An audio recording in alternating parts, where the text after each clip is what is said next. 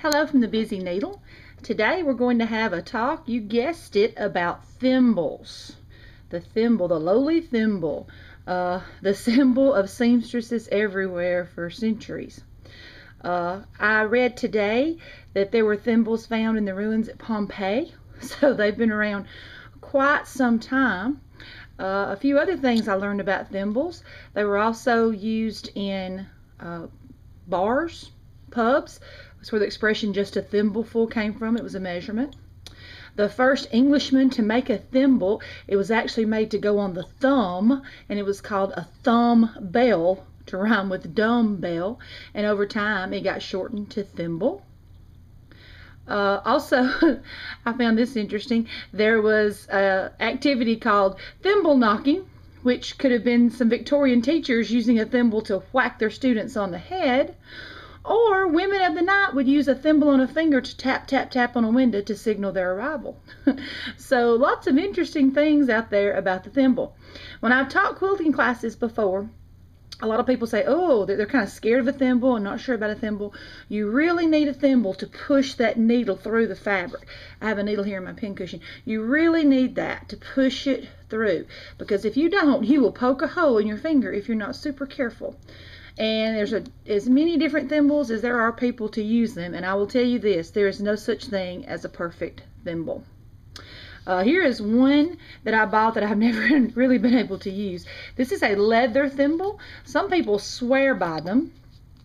It's just so bulky. I've tried and tried to use it.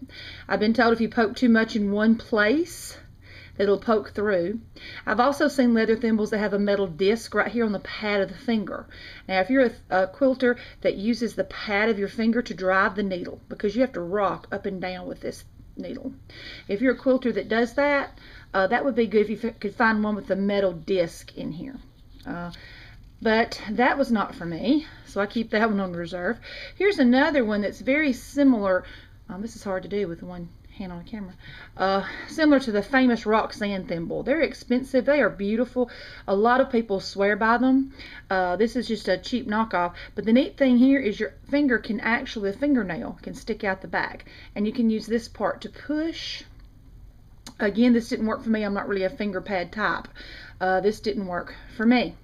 Here's an interesting one found in an old machine. Some of you may have seen these over time. I'm not sure if I can zoom in where you can see what it says. It says Liberty National Life, Birmingham, Alabama. And I have a few of these that have been found. This one you may can see better.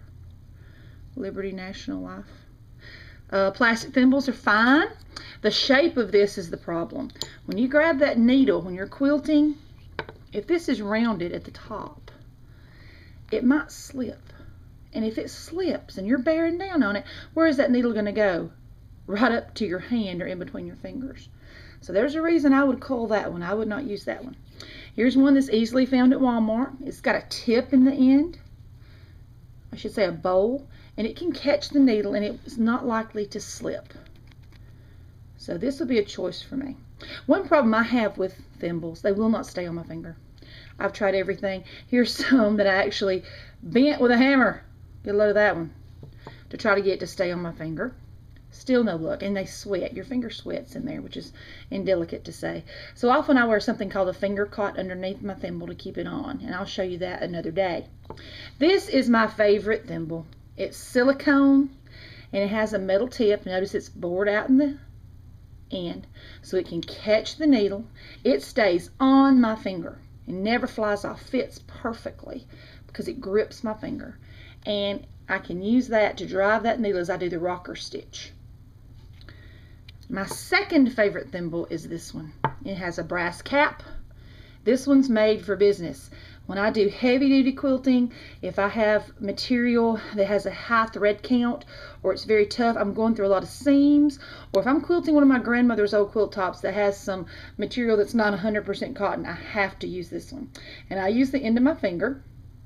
I can quilt this way, I can quilt away from me, and I can quilt, see, it slips off without my finger caught, and I can quilt towards me with this. This is great when I use really good cotton fabric, something I piece, like this piece of fabric here.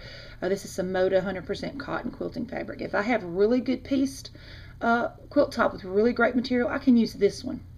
If it's a tough piece of material, and I use this one, it will tend to bend like this. So, as I said, there is no perfect thimble. We all have to find the ones that work for us.